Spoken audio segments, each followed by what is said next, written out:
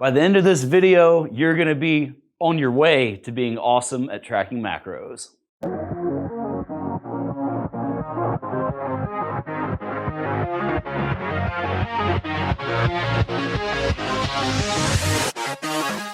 All right, so we're going to start out this video with 3 concepts, and then we're going to move on to 3 tips that are going to help you out a ton, whether you're tracking macros for the first time in your life and really want to know all the basics of how you're going to get started in conquering that, or you might have been somebody who was tracking macros in the past, but thought with some of these misconceptions, the one that we're about to dive into, is that you literally had to weigh every single thing and walk around with the food scale.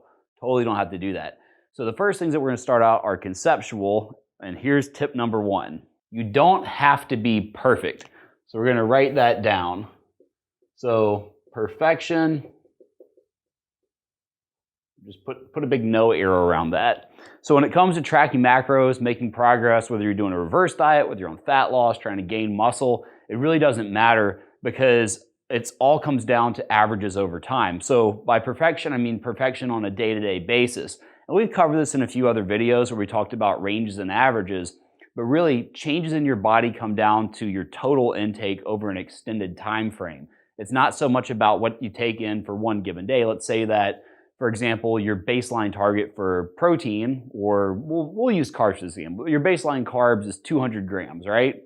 So one day you have 300, the next day you have 100, the average of those 2 days is 200. And so it really comes down to the averages of the total intake. Now you don't want your swings to be so crazy dramatic because that might throw you off of your total intake because you have a hard time bringing the average down or up to accommodate for the error. But either way, that's just kind of a long way of saying that you don't have to be perfect. So the next tip that we have is that you don't actually have to weigh everything. So you think that you need to bring a scale around and measure all the time. You really don't. What you're going to find is that so much of what you eat can either be searched for. Let's say you're searching for food from a restaurant. You can scan barcodes on different types of packages, or you can eat things that have very basic units. For example, like a large strawberry, right? You go to the grocery store, you buy a pack of strawberries. You can just count them out by the unit. 1, 2, 3, 4, 5 strawberries. Or it could even be something like Pringles potato chips. You just count the number of chips that you had and put that in whatever tracker you're using to find the servings. You don't have to literally weigh every single thing that you eat, and more often than not, you'll find that volume measurements are going to come into play. Let's say that you're having a glass of milk with your breakfast, right?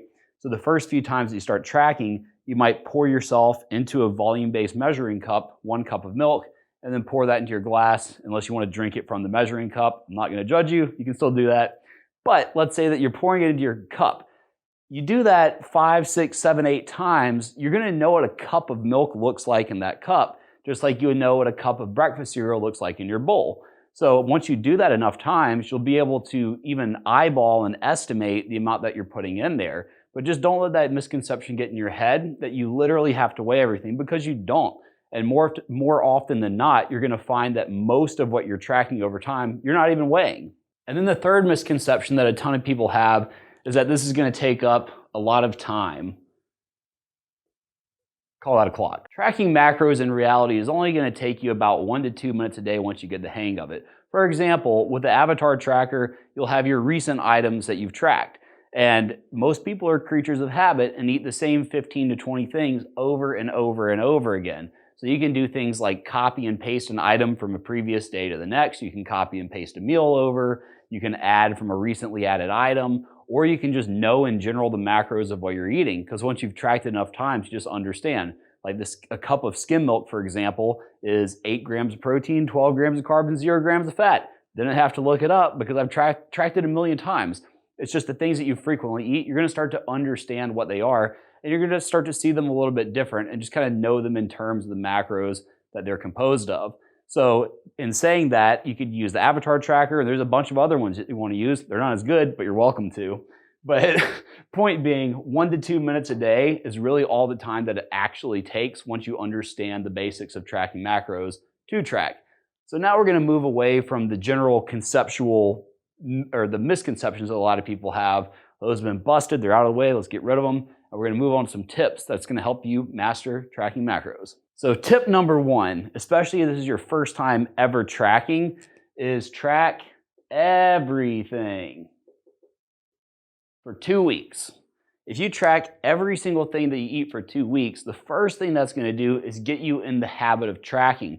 It can be really easy to track your breakfast and maybe a snack here and there, just kind of say whatever for the rest of the day, but you're not going to get very far doing that. If you really want to learn the skills to become a talented macro tracker that's in total control of your body, you need to take about 2 weeks and just make sure that you're really tracking everything.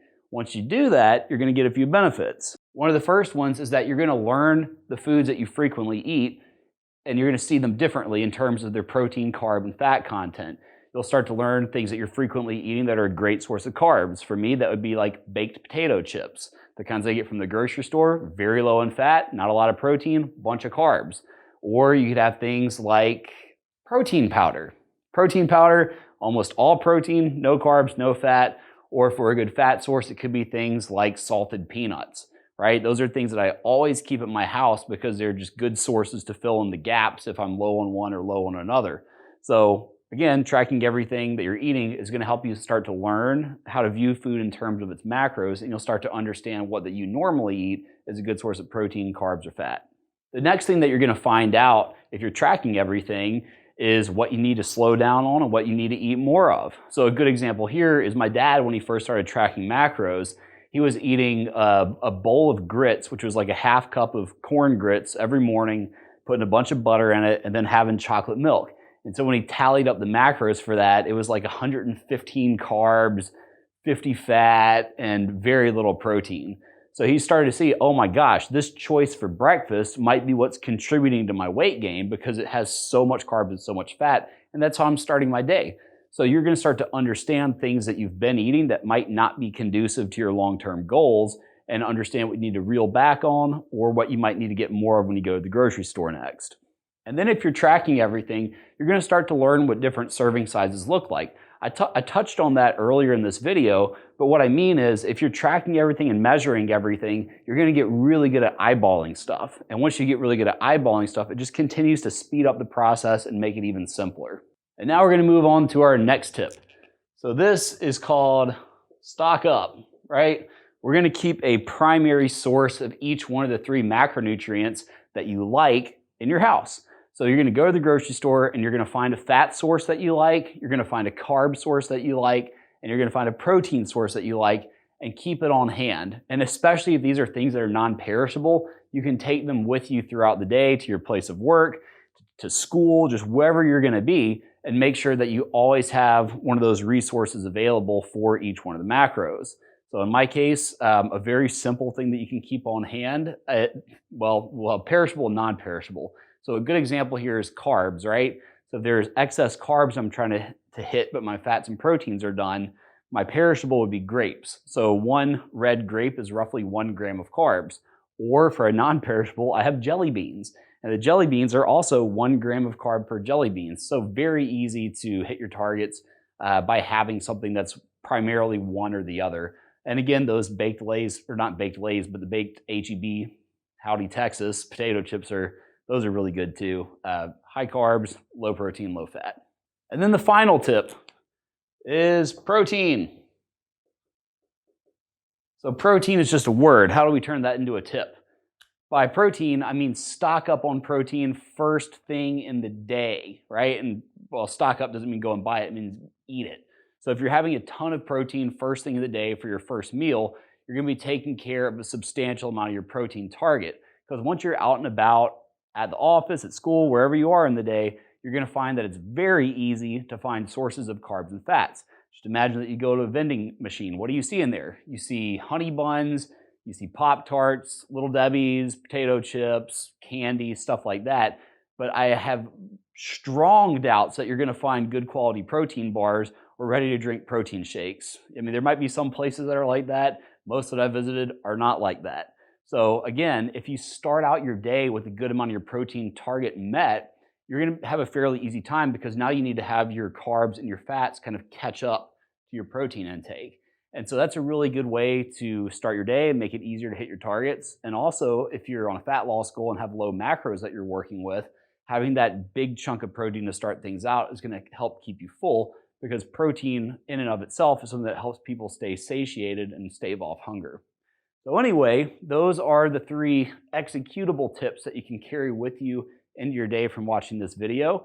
They should be very helpful. I know each one of those has helped me out at one point or another, and it will help you out as well. So if you've enjoyed this video, would like to see more, have more tips, comment below. Let us know what you'd like us to make more videos about. If you enjoyed the video and found my voice soothing, you can hit the like button and be sure to subscribe to the channel so you never miss out. See you later.